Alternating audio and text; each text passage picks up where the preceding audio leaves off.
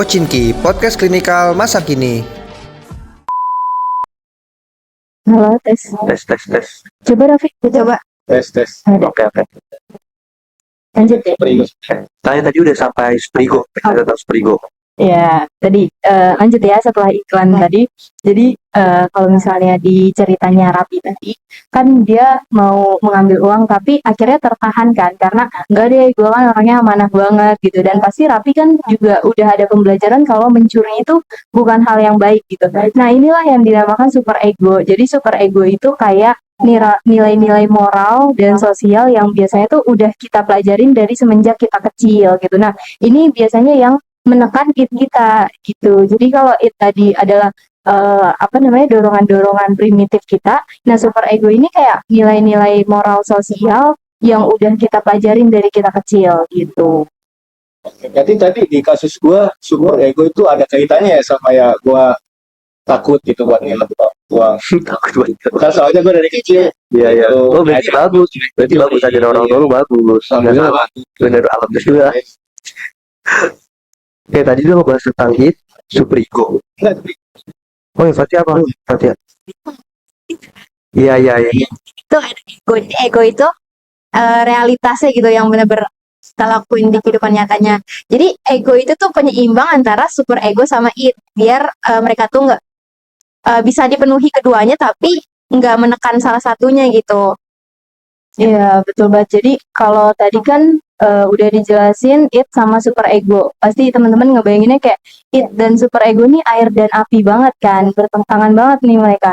Nah, si ego inilah yang bakalan jadi penengah gitu. Dia bakalan jadi hakim gimana biar it-nya bisa terpuaskan tapi tetap inline dengan moralnya. Iya, tetap inline sama kepentingan moral gitu. Jadi di sini ego tuh memiliki peran, kita harus berperilaku seperti apa sih biar memuaskan keduanya ini gitu. Mungkin kalau misalnya yang Rapi tadi, mungkin it-nya dia mau mendapatkan uang gitu kan, tapi moralnya kan nggak boleh, ini uang bukan punya lo gitu. Mungkin nanti egonya Rapi bakalan kayak yaudah deh mungkin minta uangnya bakal ke ibu Rafi aja, karena kan Rafi emang bisa lah minta uang ke ibunya gitu, enggak dengan cara mencuri kayak gitu.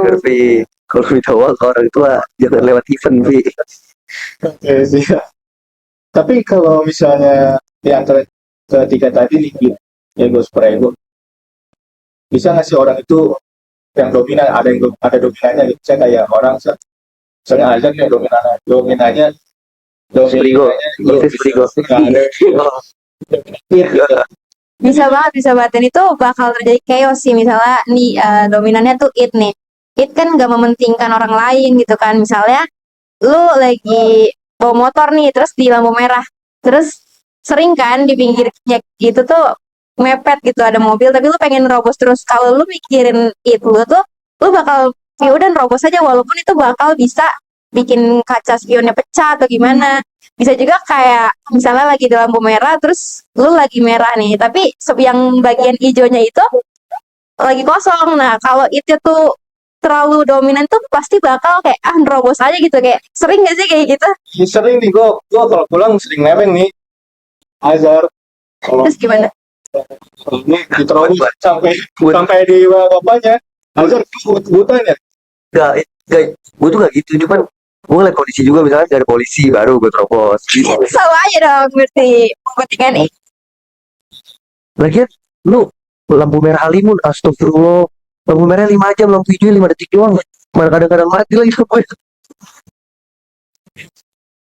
Oh ada, oh dia hacker itu. Ada. Oh pantesan, oke. Nggak boleh tuh kayak gitu, bahaya. Mau nabrak.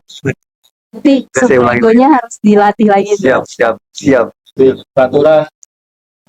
Iya udah. Oke, lanjut. Jadi kita udah. Oh iya, kali yang lebih dominatif ya. Cuma kalau super ego itu sebenarnya bagus nggak sih? Kita kan jadi kayak minta takut aturan gitu. Nah, kalau menurut gue sih, kalau misalnya super egonya yang lebih dominan juga, ya bagus nggak bagus sih sebenarnya. Karena kan balik lagi, kita kan sebagai manusia tuh kadang-kadang butuh ruang ya untuk bisa mengaktualisasikan diri. Kalau misalnya kita terlalu dominan super egonya, terlalu ini takut, itu takut gitu, terlalu takut. Semuanya tuh takut, jadi kayak kita terkekang gitu. Jadinya pasti bakalan menimbulkan kecemasan juga sih kalau misalnya si super egonya ini terlalu dominan gitu. Jadi sebenarnya di antara ketiga ini di it, ego dan super ego emang mereka berdinamika gitu sih. Ada yang terlalu mementingkan it-nya, super egonya. Kalau yang contoh kasus peregoan, kira-kira kalian ada nggak sih? Ada, kalian tahu ini nggak sih kasus Mario Dandi yang lagi happening ini? Mario Dandi. Yang mukulin orang Mukulin orang gara-gara sampai koma. gara-gara Gara-garanya sih katanya gara-gara cewek. gara-gara cewek. Tuh, Vi, denger Vi. Emang semuanya gara-gara cewek. Mario Dandi tuh. sorry, lupa banyak. Enggak, jadi Mario Dandi tuh yang anak pejabat pejabat pajak ya, dirjen pajak ya kan. Iya, jadi kalau di kasusnya Mario Dandi kan kita lihat berarti dia tuh apa? Dia tuh pengen menunjukkan kekuatannya dia kan, menunjukkan kekuasaannya dia. Nah itu tuh sebenarnya salah satu contoh dia tuh it-nya sangat dominan gitu, dimana dia akhirnya mengabaikan nilai-nilai moral yang mana hak asasi manusia dan lain-lain, yang mana kalau mukulin orang itu melanggar hukum gitu. Jadi kasusnya Mario Dandi ini kalau misalnya kita breakdown dari pendekatan psikodinamika, itu sebenarnya sih dia kayaknya kurang memiliki kontrol terhadap dorongan it-nya gitu. Benar banget sih menurut gua Mario Dandi tuh kalau dilihat secara ya kita observasi gitu, ya it-nya tuh terlalu dominan, jadi kayak padahal ngerasanya kayak dia mungkin kira itu gentleman gitu kayak gitu mau belain ceweknya, padahal kayak lo harus mikirin moral juga gak sih? Mau belain cewek lo tapi jangan kayak gitu caranya. Tuh, jadi pelajaran. Ya cewek. Ini lu buat gitu. apa? Buat ngedeket-deketin cewek nih, Vi. Ini pelajaran buat lu nih. Jadi kita jadi referensi dari ceweknya langsung. Iya, benar. Jadi kalau misalnya si Dandi ini berarti dia dorongan primitifnya biasa ya. Kalau hewan kan pasti dia menerapkan hukum rimba namanya kan. Siapa yang kuat dia yang menang gitu. Nah itu kan bisa kita lihat dari kasusnya si Mario Dandi ini. Dia kayak menunjukkan kekuatannya dia ya bukan dengan cara-cara yang diterima dengan moral sosial gitu. Tapi dengan kayak nonjokin sampai orangnya itu kan. Iya, Sampai koma. orangnya terluka gitu. Itu Padahal kan kalau nggak pengen mikirin super ego dan lain-lainnya mending hidup di hutan gitu, karena kan ya udah gitu, bersosialisasinya sama hewan gitu kan. tapi emang gue lihat tuh dari videonya kayak gitu, Vi. Itu kepala ditendang, diinjak, terus dia selebrasi lagi gitu-gitu, selebrasi Ronaldo gitu kan. Terus ngomong, lebih parah tuh dia ngomong kayak lapornya nggak takut gua anak orang mati. Itu kan parah banget kan. Ya berarti kan sangat terlihat ya kalau dia tuh mengabaikan ya aturan-aturan yang ada lah. Nggak boleh tuh. Iya, astaga. Boleh kena bingung kan. Ya kan lebih baik preventif gitu Iya, kan, iya, daripada iya. tiba-tiba ada kasus Iya. mahasiswa psikolog. Jangan Jangan sampai ya, jangan sampai. Jangan sampai. ya kita udah tahu nih tadi. Itu sebenarnya kita tahu contoh-contoh kasusnya juga kan kita. Udah tahu nih, dicontoh tuh. Jadi dicontoh, jangan dicontoh. Jangan dicontoh. Yang baiknya aja. Terus kita bakal ini gimana sih cara antisipasinya biar ngimbanginya lah. Ngimbanginnya. It sama super ego tuh seimbang. Oke, menurut gue sih cara nyimbangin it, ego, super ego itu dengan menanamkan pendidikan moralitas nggak sih, Bung? Iya, betul banget. Jadi kan tadi kalau di dinamika it, ego, dan super ego sebenarnya yang punya keputusan itu kan si egonya itu kan. Jadi kita tuh bisa melatih egonya itu biar bisa biar bisa adil dan tetap berfungsi dengan baik, itu dengan pendidikan moral gitu, kayak apa aja sih yang bisa diterima dengan masyarakat, apa yang nggak bisa diterima gitu. Jadi bisa dengan pendidikan moral sih. Pendidikan moral tuh. Iya, itu pentingnya sekolah, Vi. Makanya kalau kuliah percuma kan. Itu Mario Dendi itu kan sekolahnya bagus. Ini juga pembelajaran nih buat kita semua. Kalau pendidikan moral itu Penting. Ya Nizar, karena tadi narasumber kita udah jelasin, kita nyoba tarik kesimpulan dulu nih. kita tarik kesimpulan. Tarik kesimpulan ini apa? Karena udah diomongin tadi, kalau insight yang bisa gue dapet sih, kayak kita tuh hidup harus ngelihat moral-moral juga. Salah satu itu bisa dikaitin dengan psikodinamika dari Freud. Itu ada it, super ego, sama ego. Di mana it itu nafsu kita, super ego itu adalah moral dan ketakutan kita terhadap aturan. Terus ada ego itu yang menyeimbang kedua itu. Kalau dari lu gimana dari insight-nya? Ya, sama sih. Ya, Ya, Iya kan, dan ini semua teman-teman. iya. Bang Raffi males mikir ya. Naluri kita, nafsu kita, Hmm, super ego itu yang ya, ego itu yang imbang itu makanya. gimana kecuali. Iya bener banget, cocok banget nih abang-abang berdua. Ntar next podcast bisa kali jadi narasumbernya gitu. Iya, Siap, kundangnya ntar salah bayaran ngomongin diet. Siap siap siap. ada di amplop gitu. Oke, kita udah ngomongin tentang teorinya ya, psikodinamika. Sekarang kita mau tahu nih tentang intervensi psikologis dari psikodinamika itu ada nggak sih kira-kira apa tuh? Ada beberapa gitu, cuma kayaknya bahas satu aja kali ya. Boleh.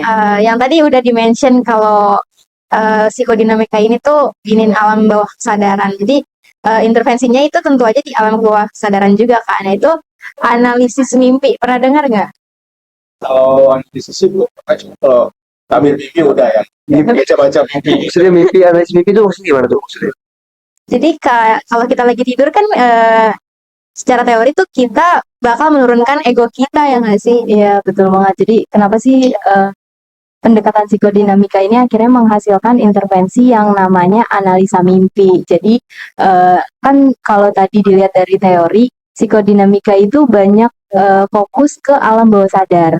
Nah, di posisi kita tidur itu adalah posisi di mana kita sadar tapi dalam keadaan yang sangat rileks gitu. Jadi maka dari itulah mimpi ini dianggap kalau kita lagi bermimpi itu ego kita lagi nggak ada peran nih, lagi nggak main peran gitu. Jadi kita punya jalan untuk mengetahui alam bawah sadar dari si orang tersebut gitu. Itulah kenapa menghasilkan intervensi yang namanya analisa mimpi gitu. Sebenarnya banyak banget sih intervensi psikodinamika yang biasa dilihat terapi di film-film tadi tuh yang kayak hipnosis dan lain-lain. Itu tuh kurang lebih sama pendekatannya dengan psikodinamika, yaitu ya menggali alam bawah sadar ya. Kayak gitu. Gua lihat nih jadi satu. Katanya kalau misalnya kita Nggak ngaco di masih apa? kalau misalnya kita bikin orang katanya Ya, enggak. Kan gitu. susah ya. Emang habis mimpin siapa nih kalau boleh tahu? Sebenarnya kan ini dicontoh. Itu nggak bisa dikontrol ya. Iya. Senyumnya serem juga sih tapi Ya kalau di belakang layar beda sih omongannya pasti. Astagfirullahaladzim. Kita nanti konseling. Oke, siap. Oke, berarti tadi kita udah membahas super ego, apa egonya juga. Terus kita udah ngebahas contoh kasusnya, intervensi pendekatannya. Terus kita mau ngebahas apa lagi nih? Kayaknya udah nggak ada bahasa. Nggak ada bahasa lagi. Pocin gini ya. Kucing gini. Apa mau bahas pocin gini aja? Jangan dong. Itu sejarah ya. Sejarah. Atau kita mau bahas pendekatan-pendekatan lain juga? Boleh. Emang Enggak dong. oh, kenapa emang itu? Next episode. Siap. Ya mungkin di Pochinki karena kita udah ngebahas tentang psikodinamika dan udah ngebahas tentang teorinya, tentang contoh kasusnya, intervensinya.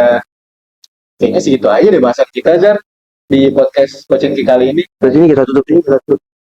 Kita tutup nggak nih? Narsum, mana narsum? Narsum gimana nih? Bayarannya sih udah ngelewatin waktu sih harusnya. Oke, berarti kita tutup aja ya. Oke. Terima kasih banget nih buat Fatia, buat semua yang udah dari jauh-jauh hari nyiapin materinya, udah mau kita undang ke acara kita nih. Terima kasih banget. Tepuk tangan dulu dong buat terus komentarin. Pochinki nih ya. Pochinki. Dia belum gerakan Pochinki. Coba dong. Coba. Gerakan Coba. Pochinki kayak gimana? Kan bilang Pochinki podcast medikal masa kini. Kepala harus begini ya. Kepala harus miring. Iya. Coba. Bareng. Satu. Berdua dulu. Wah, Ya udah. 1, 2, 3. Pochinki podcast. Miracle masa kini. Oke, terima kasih narsum-narsum membayar sudah Hadir di hari ini. menjadikan podcast kita kali ini. Mungkin sekian aja dari kelompok kita. Kurang lebihnya kami mohon maaf. Assalamualaikum warahmatullahi wabarakatuh.